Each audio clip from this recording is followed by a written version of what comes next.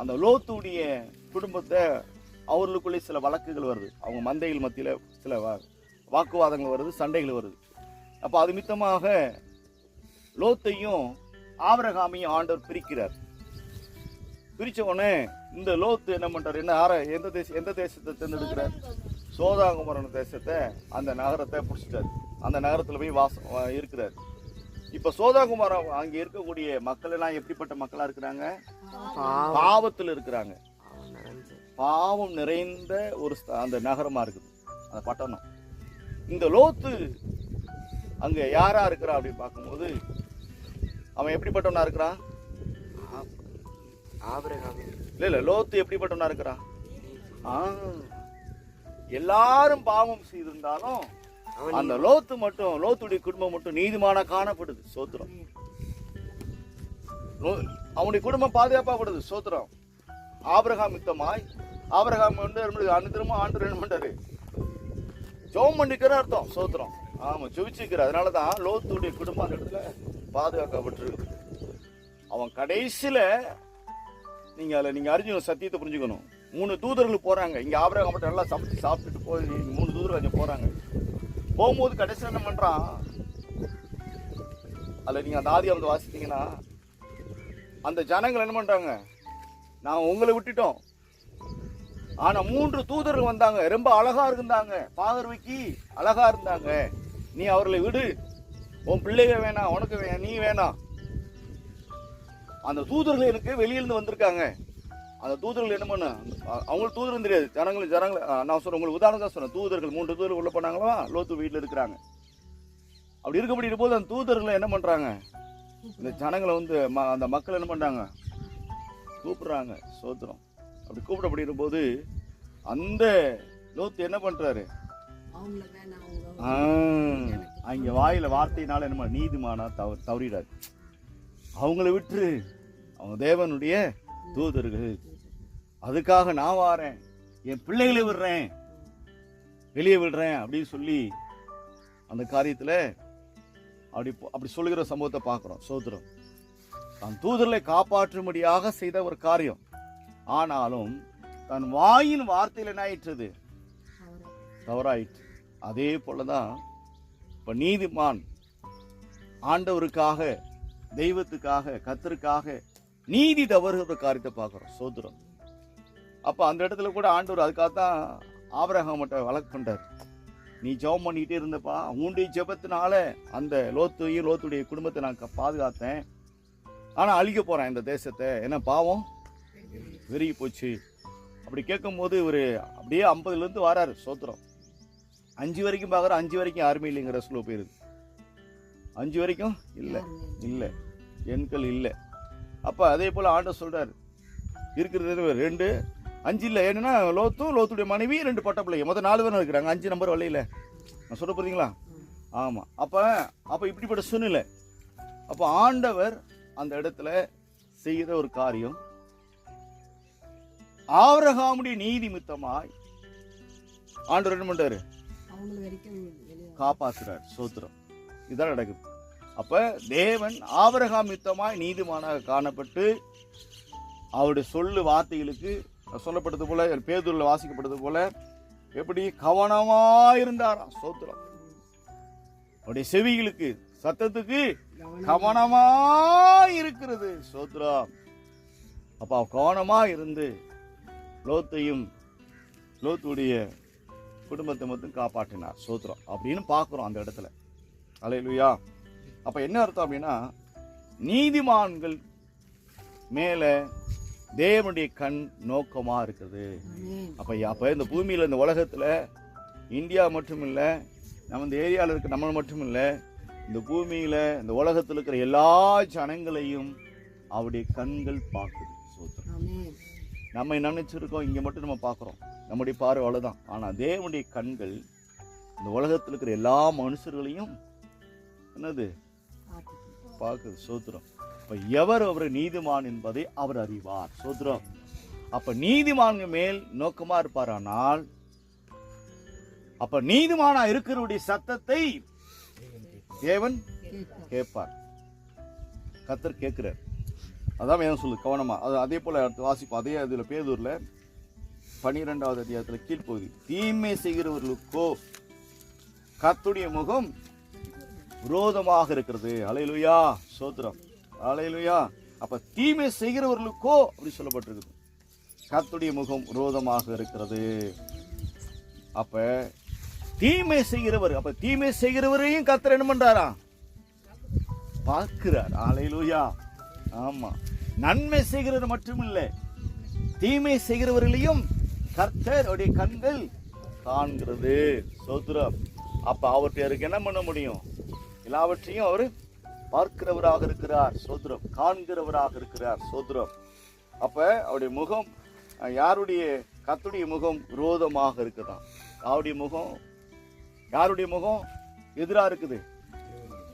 ஆமா, தீமை செய்கிறவர்களுக்கு தேவனுடைய முகம், கர்த்தருடைய முகம் எதிராக காணப்படுகிறது. ஸ்தோத்திரம். அப்ப இந்த நாட்களில நம்ம அறிந்து கொள்கிற வேறு என்ன விஷயம் அப்படின்னா, நம்முடைய ஜீவியத்துல கூடுமான அளவு நம்ம என்ன பண்ணணும்? என்ன செய்யணும்? நன்மை செய்கிறவரா இருக்கணும். கூடுமான அளவு நீதிமானா பூமியில வாழணும். சோத்திரம். நீதி செய்கிறவர்களாக வாழணும்.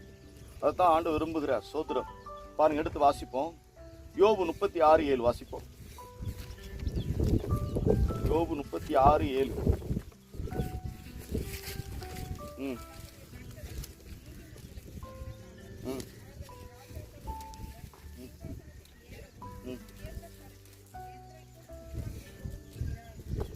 ஆமென். ஸ்தோத்திரம். அல்லேலூயா. யோபு 36:7. அவர் தம்முடைய கண்கள் நீதிமான்களை விட்டு விலக்காமல் அவர்களை ராஜாக்களோடு கூட சிங்காசனத்தில் ஏறவும் உயர்ந்த ஸ்தானத்தில் என்றென்றைக்கு உட்கார்ந்திருக்கவும் செய்கிறார். ஸ்தோத்திரம்.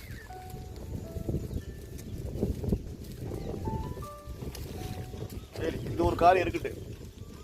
சரி, இந்த வசனத்தை நல்லா அறிந்து கொள்ளுங்க. தாவீது நீதிமானா நீதிமானற்றவனா? சொல்லுங்க. நீதிமான். முடியா? கத்த நல்ல ஸ்தோத்திரம். தாவீது நீதிமான். ஆனா நம்முடைய அவனை பார்க்க எப்ப மின் வாழ்க்கையா பின் வாழ்க்கையா? மின் வாழ்வே பின் வாழ்வா? கடைவாள். முன்னாடியும் நீதிமானா இருந்தானா, பின்னாடி நீதிமானா எப்ப இருந்தான்? எப்பவுமே நீதிமானா தான் இருந்தாங்க. ஒரு டைம் தவறுனா கூட அதுக்காக ஆண்டவர்கிட்ட மனஸ்தாபம். ஆமா. அப்ப அவன் அதான் சொல்றேன். இப்ப நம்ம ஆண்டவருடைய பிள்ளைகளா இருக்கிறவங்க ஒரு டயத்துல அந்த இடத்துல தாவீதுங்கிற மனிதன் தவறினான். ஆனா தவறுவதை ஒரு மனிதன், தேவனுடைய மனுஷன் என்ன பண்ணாரு? யார் எச்சரித்தாரு? நாத்தான் மேல் போய் நீ செய்த காரியத்தை என்ன பண்ணு, நீ சரி பண்ணிக்கோ அப்படின்னு எச்சரிக்கப்படுகிற போது அவன் என்ன பண்ணான்? அப்படியே மன்றாடி ஆண்டவருக்கு முன்னாடி நின்றான். சோத்ரம். அப்படி நிற்கப்படுகிற போது என்ன பண்ணான்? நீ தவறு மட்டும் பண்ணல, கொலையும் செஞ்சிட்ட. சோத்ரம். அவனுடைய ஆமா, சோத்ரம். அவன் கொலையும் செஞ்சிட்ட. நீ யாரும் பார்க்கலன்னு நினைக்கிற, பார்க்கலன்னு நினைச்சுக்கிட்டு இருக்க. அதுதான் விஷயம்.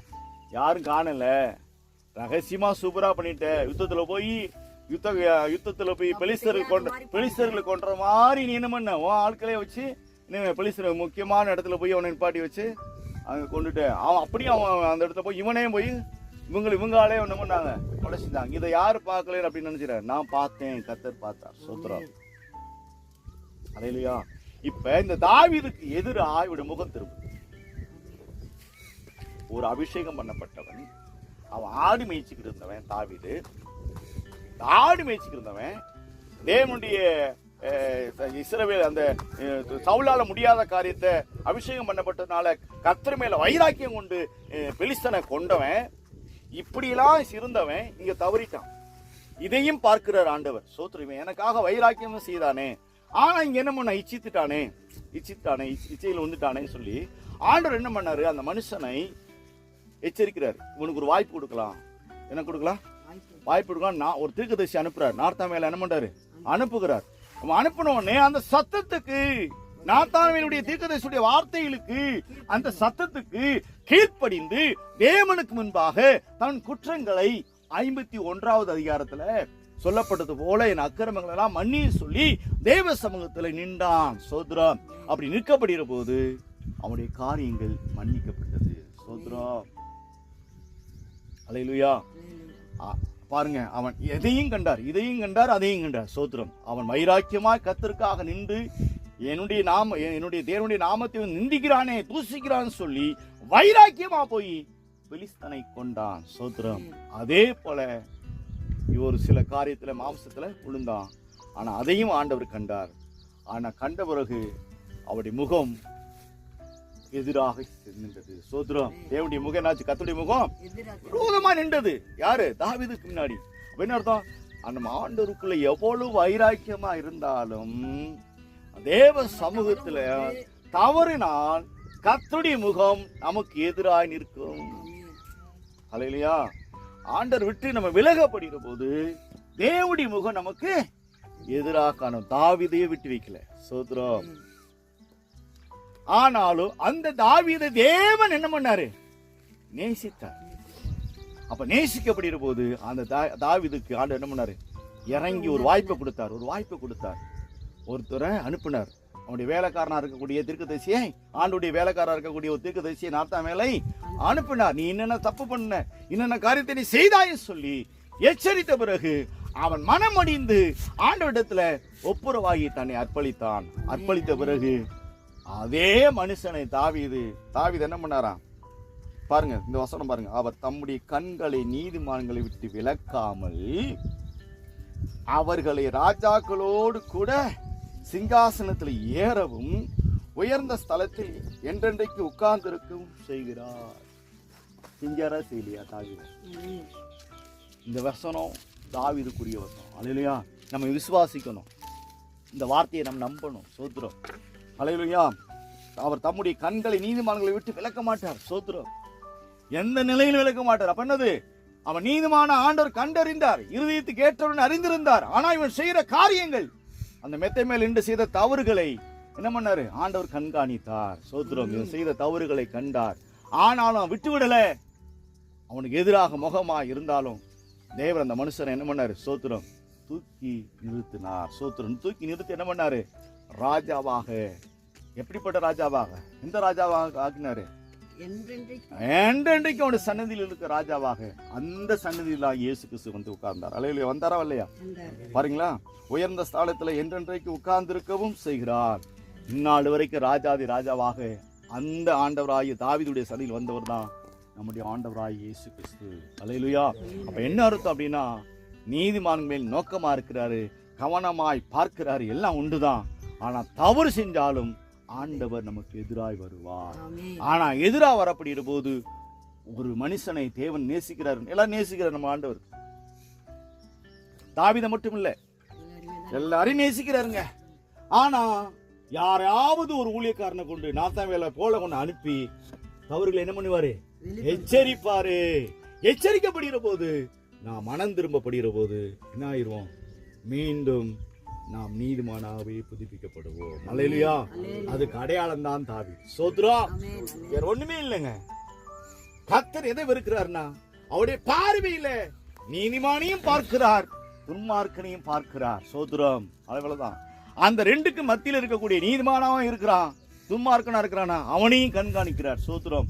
அவன் செய்த நன்மையை பார்க்கிறான். நீதிமானா இருந்து தேவனுக்காக வைராக்கியம் பண்ண காரியத்தை பார்க்க முடியும் போது தாவீது வைராக்கியமா அநேக காரியத்தை செய்தான்.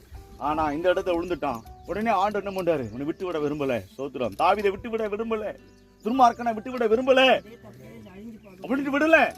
ஒரு மனுஷனை அனுப்புகிறார். சோத்ரம். ஒரு மனுஷனை அனுப்பி நீ செய்த தவறுகளை என்ன பண்றாரு? நீ செய்த தவறுகளை நான் உன்னை பார்த்தேன், நீ செய்த தவறை நான் கண்காணித்தேன், நான் உன்னை பார்க்கிறேன் அப்படின்னு சொன்னார். சோத்ரம். கண்டேங்கனார். சோத்ரம். தாவீதை பார்த்து சொன்னார், நீ செய்த தவறு யாருக்கும் தெரியாம பண்ணிட்டு நினைச்சுக்கிட்டு இருக்கியா? என் கண்கள் கண்டது. அல்லேலூயா. ஆமா. அதனாலதான் அப்ப அந்த தாவீதை ஆண்டவர் என்ன பண்ண மறுபடியும் என்ன பண்ணாரு? புதுப்பித்தார். சோத்ரம். அது பிறகு ஆண்டவர் அவன் என்ன பண்ணாரு? உயர்த்தி வைத்தார். சோத்ரம். அவன் விரும்புவனை காட்டிலும் விரும்பாத காட்டிலும் ஆண்டவர் தாவீதை என்ன பண்ணாரு? எல்லாவற்றிலும் உயர்த்தி வைத்தார். அதான் வேதம் சொல்லுது. அல்லேலூயா.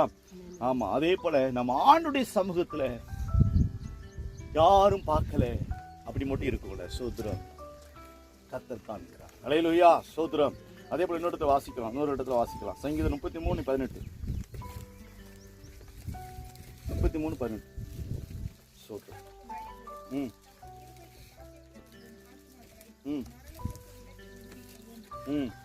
ஆமென். 33:18 என்ன சொல்றாரு ஆண்டவரு? தமக்கு பயந்து தமது கிருபைக்கு காத்திருக்கிற மேல் ஆத்துமாக்களை மரணத்திற்கு விலக்கி விடுவிக்கவும். சோத்ரம். அப்ப என்ன அர்த்தம்? நம்ம யாருக்கு பயப்படணும்? அப்ப தாவீது அவன் செஞ்ச தவறு அந்த இடத்துல யாருக்கு பயப்படல? கர்த்தர் என்னை பார்க்கல அப்படின்னு என்னல, அவன் கர்த்தர் என்னை பார்க்கல. நம்ம நினைச்சு விருப்பம் போல ராஜா அல்லவா, ராஜானால என்ன பண்ணலாம், எல்லாமே அதிகாரம் எனக்கு உண்டு என்பதை அவன் சுயமாக எண்ணினான். சோத்ரம். அவன் என்னைக்கு நான் செய்த தவறுகளெல்லாம் கர்த்தர் பார்த்தாருன்னு சொல்லி தாவீது அறிந்த பிறகு தேவனுக்கு பயந்த ஒரு காரியமா காணப்பட்டது. அதுக்கு முன்னாடி தான் தேவனுக்கு ஒரு பயந்த ஒரு காரியம். தமக்கு பயந்து தமது கிருபைக்கு காத்திருக்கிறவர்களின் ஆத்துமாக்களை மரணத்திற்கு விலக்கி விடுவிக்கவும். ஹல்லேலூயா. சோத்ரம். அப்ப இந்த நாட்களில அப்ப நம்ம தேவனுக்கு நம்ம நீங்களும் நானும் கர்த்தருக்கு பயப்படணும். சோத்ரம். ஆண்டவர் நம்மளை பார்க்கிறோம். இந்த இடத்துல நம்ம இருக்கிறோம் அப்படின்னா, இந்த கூடாரம் போட்டிருக்கோம் அப்படின்னா கர்த்தருக்கு தெரியும். சோத்ரம். நம்ம இந்த இடத்துல உண்மையா கர்த்தர் ஆராதிக்கப்படுகிற போது இதெல்லாம் நாளைக்கு என்ன பண்ணும்? சோத்ரம். இன்னைக்கு இயேசு கிறிஸ்து இந்த பூமியில வர தாமதிப்பாரானால் நாளைக்கு இது ஒரு என்ன சோத்ரம். நாளைக்கு இது என்னது? நாளைக்கு இந்த இடத்துல ஒரு கூடாரமா போட்டு ஆராதிச்சாங்கப்பா, இந்த இடத்துல ஆராதிச்சாங்க அப்படின்னு திரும்பி சொல்லலாம். சோத்ரம். நாங்க இருக்கிறோமோ இல்லையோ என்ன பண்ணலாம்? சோத்ரம் சொல்லுவாங்க. அப்பா அந்த மனுஷன் இந்த இடத்துல வெறும் போட்டு இப்படிலாம் ஆராதிச்சாங்க. காடு இப்ப நிறைய வீடு ஆகி போச்சு, காட்டுக்குள்ள நாங்க ஆராதிச்சோம் அப்படின்னு நாளைக்கு என்ன பண்ணா சொல்லலாம், சாட்சி சொல்லுவாங்க. அதே போல ஆண்டவர் என்ன பண்ணுவார்? சோத்ரம். இதையும் காண்கிறார், அடுத்து வரப்போகிற காரியத்தையும் தேவன் காண்கிறார். நம்ம என்ன மாட்டோம், நம்ம பார்க்க முடியும், நம்ம போயிடுவோம். சோத்ரம். அவர் வந்தாலும் போயிடுவோம், வராட்டாலும் போயிடுவோம். சோத்ரம். அப்ப நம்ம ஆண்டவர் இடத்துல, நம்ம ஆண்டவருடைய சமூகத்துக்கு எப்போதும் பயப்படுகிறவர்களாக நாம் இருக்கணும். சோத்ரம். தாவீது அவன் சொன்ன எச்சரிப்புக்கு, நார்த்தாவேல் சொன்ன எச்சரிப்புக்கு அப்படி பயந்து தன்னை அர்ப்பணித்தான். சோத்ரம். அப்படி அர்ப்பணிக்கப்படுகிற போது கிருபை அவனை ஆளுகை செய்தது. அல்லேலூயா. ஆளுகை செய்தது. கிருபை எடுபடல. தாவீது மேல் கிருபை என்னது? சூழ்ந்து கொண்டது. சோத்ரம். பாருங்க, வேதம் தமக்கு பயந்து தமது கிருபைக்கு காத்திருக்கக்கூடிய ஆத்துமாக்களை மரணத்துக்கு விலக்கி விடுவிக்கவும். பாவம் செய்கிற ஆத்துமா சாகணும். இவன் பாவம் செஞ்சிட்டான். இவன் என்ன பண்ணும்? தாவீது என்ன பண்ணும்? செத்து போகணும். பழைய ஏற்பாட்டு படி அதான் செத்து போகணும். நியாயப்பிரமாணத்தின் படி சாகத்தானே செய்யணும். நியாயப்பிரமாணம் படி அவன் சாகணும். நல்லா புரிஞ்சுக்கொள்ளுங்க. நீங்க தாவீதை ஏன் உயிரோடு வச்சாருன்னா நல்லா யோசிக்கணும். நல்லா நீங்க நல்லா பிளான் பண்ணீங்க. நியாயப்பிரமாணத்தின்படி தாவீது செத்து போகணும். கிருபை தாவீதை காப்பாற்றியது. நியாயப்பிரமாணத்தின்படி தாவீது சாகணும். இன்னொருத்த மனைவியே தப்பு பண்ணிட்டான், செத்து சாகணும். பாவத்தின் சம்பளம் மரணம். வேதம் சொல்லுது, தமக்கு பயந்து தமது கிருபைக்கு காத்திருக்கக்கூடிய ஆத்துமாக்களை மரணத்துக்கு விலக்கி பிடிக்குவது. சோத்ரா. அப்ப என்ன அர்த்தம்? வேதம் சொல்லப்பட்டது போல அவன் நார்த்தாமையில் சொல்லப்பட்ட வார்த்தைகளுக்கு தேவனுக்கு பயந்தான். கிருபை அவனை காத்தது. சோத்ரம். கிறிஸ்துவின் கிருபை இந்த பூமியில வருவதற்கு முன்னாடியே கிருபை அனுபவிச்சுட்டு இருக்கான். சோத்ரம். இந்த உலகத்திலேயே இந்த பூமியில கிருபை யாரு ஃபர்ஸ்ட் யாரு கண்டா கிருபைய? பழைய ஏற்பாட்டுல யாரு? ஆபிரகாம். அதுக்கடுத்து ஆபிரகாமுக்கு முன்னாடி நோவாப்பா. நோவா தான். நோவாவுக்கு மேல நோவாவுடைய கண்கள் கிருபை இருந்தது. கர்த்தருடைய கண்கள் நோவா மேல இருந்தது. சோத்ரம். கிருபை இருந்தது. கிருபையால் அவனுடைய குடும்பத்தை காப்பாற்றினார்.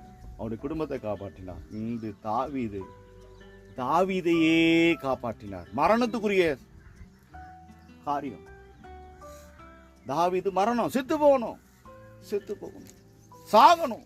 பாவம் செஞ்சவன், துன்மார்க்கமான காரியம் செஞ்சவன், அவன் செத்து போகணும். ஆனா கர்த்தருடைய கிருபை அந்த மரணத்திலிருந்து மீட்டெடுத்தது. அல்லேலூயா, அல்லேலூயா. அப்ப அதே போல நம்ம இந்த நாட்களில நீதிமானாக நாம் இல்லாட்டாலும் கர்த்தர் நீதிமானாக இருந்து நமக்காக மரித்திருக்கிறார். அல்லேலூயா. அப்படி நீதிமித்தமாய் நாம் நீதிமானாக இருக்கிறோம். அல்லேலூயா, சோத்ரம். நாம் ஏற்கனவே அநேக காரியங்கள் இருந்தாலும், பாவத்துல தாவீதை போல அநேக காரியங்களை மரித்து போயிருந்தாலும், ஆனா கிறிஸ்துவுக்குள்ள அவருடைய நீதிமித்தமாய் நாம் என்ன தேவையில்லை, மரிக்க தேவையில்லை. அல்லேலூயா, கிறிஸ்து அவருடைய கிருபை நம்மளை சூழ்ந்திருக்கிறது. அல்லேலூயா.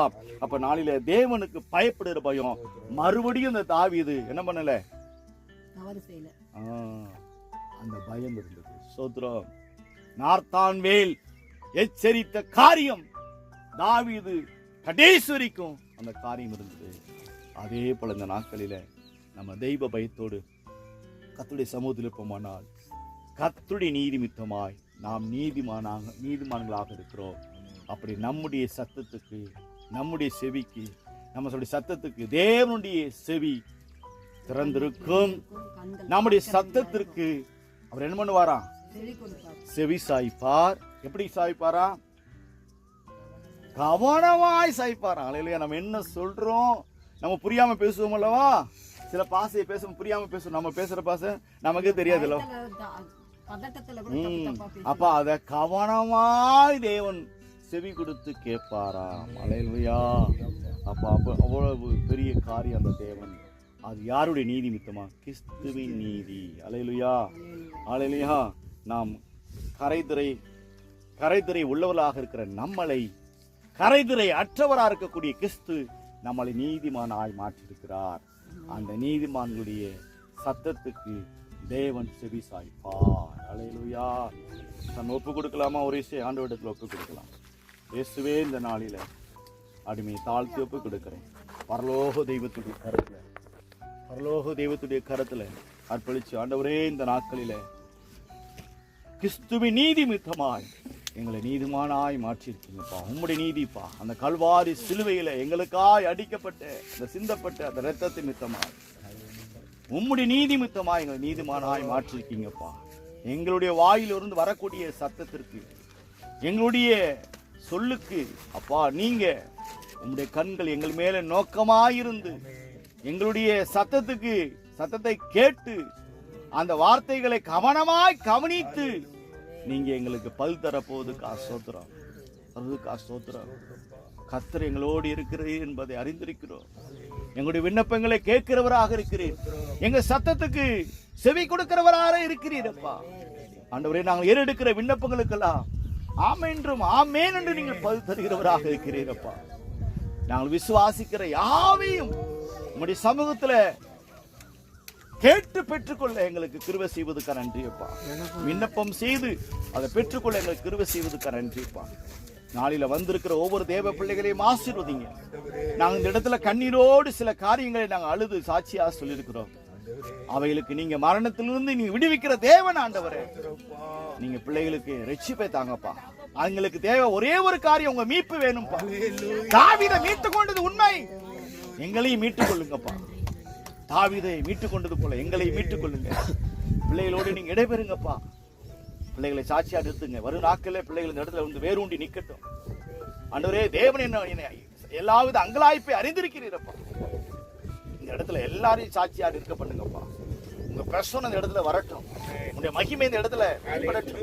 அநேருக்கு இந்த இடத்துல ஆசீர்வாதத்தை கொண்டு வர முடியாது. நாளில கேட்ட ஒவ்வொரு உள்ளங்களுக்குள்ள இந்த வாரம் முழுவதும் இந்த வார்த்தை ஊடுருவி பாய்வதாக, இருதயங்களுக்குள்ள ஊடுருவி பாய்வதாக தொடர்ந்து அப்படியே நீ ஆசீர்வதிக்கப்படுவதற்காக நன்றி. தொடர்ந்து காத்துக்கொள்ள ஆசீர்வதி. இயேசுவின் நாமத்தினாலே கேட்கிறோம் பிதாவே. ஆமென், ஆமென், ஆமென். என் ஆத்மாவே, என் முழுவதுமே